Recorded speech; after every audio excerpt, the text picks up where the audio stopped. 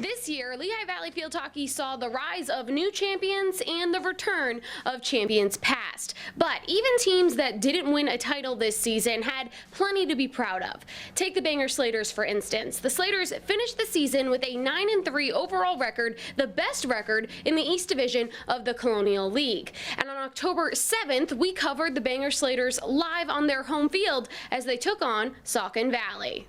Bangor entered this matchup 8-2 overall and 0-1 in their division after a loss to Palisades. Fortunately, the Slaters would earn their first division win against the Panthers with a final score of 4-1. A standout performance by their leading scorer, Kaylee Holland, aided them not only in this victory, but in their success all fall. Against Saucon Valley, Holland banked 2 goals, bringing her season total to 15 and her career total to 65, which put her just 4 goals shy of the school record, which is currently held by Temple University head field hockey coach Susan Kufo with 69 career goals. Kaylee would ultimately fall 1 goal short of tying that record. Fortunately, this was only her junior season, and so she will return next fall to hopefully make school history. As for the West Division, Southern Lehigh and Northwestern Lehigh would battle for the top spot.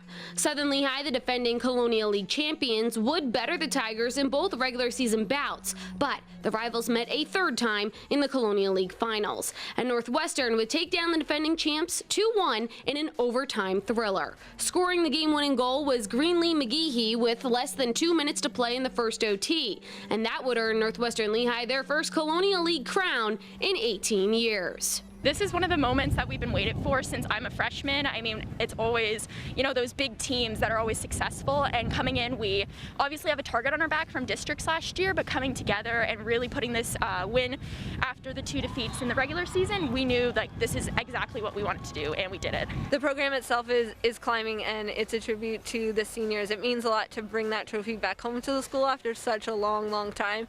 So we're going to enjoy it, that's for sure. In EPC action, the regular season did look a little different after teams were divided into 3 regional divisions. Of those, the most competitive was undeniably the Northampton division, featuring a 3-way battle for power between Nazareth, Northampton, and Easton.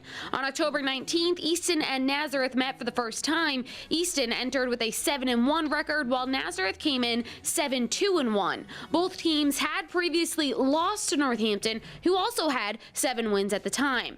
And so with just 2 regular season games left to play, the 2-game series between Easton and Nazareth was sure to determine which team would claim the division crown. Fortunately for Easton, the Red Rovers handled the Blue Eagles with ease. In their first meeting, Easton shut out Nazareth 5-0, with freshman forward Jocelyn Morgan scoring twice to bring her season total to 16 goals.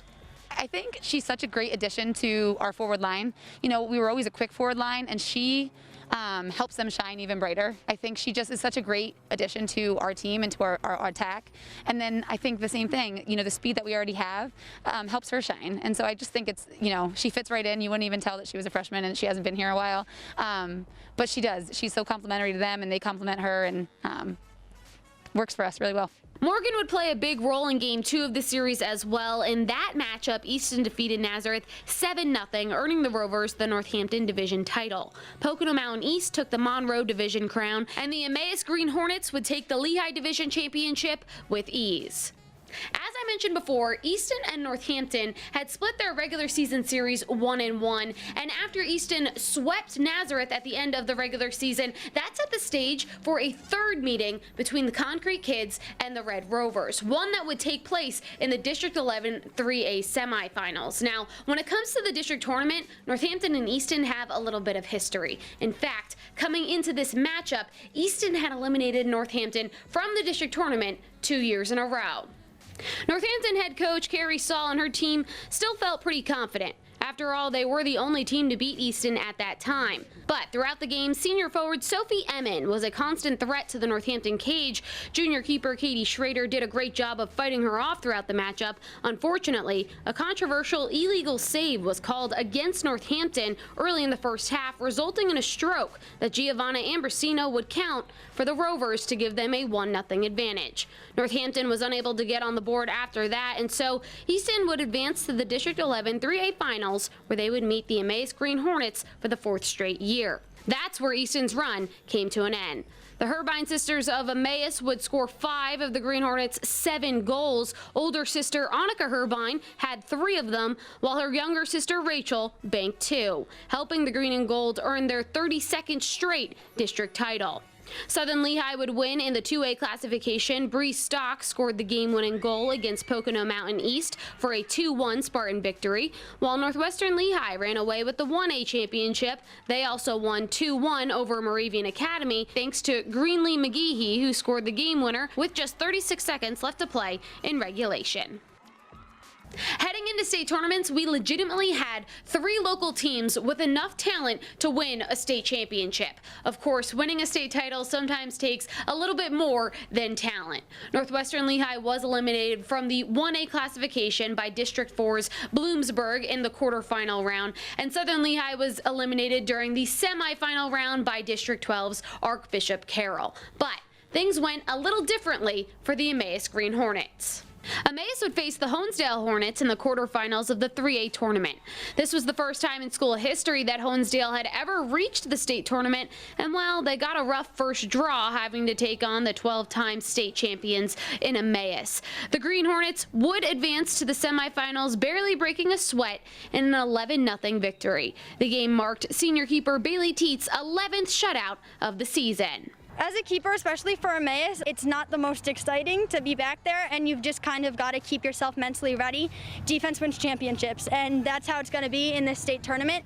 So we just got to make sure, not just me, but my defensive unit, and they're amazing, so I'm super excited to be working with them. We just got to bring our all.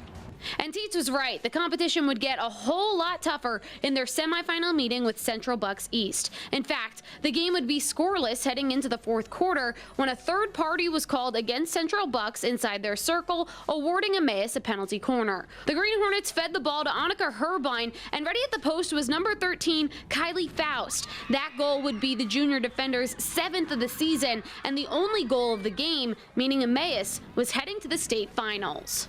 Felt so good. Like, I've been working on posts so much this season, just to finally finish and get the win for my team means so much. They put it all out there for us, and I think that really helped us to push, become better as a team, and get prepared for next game.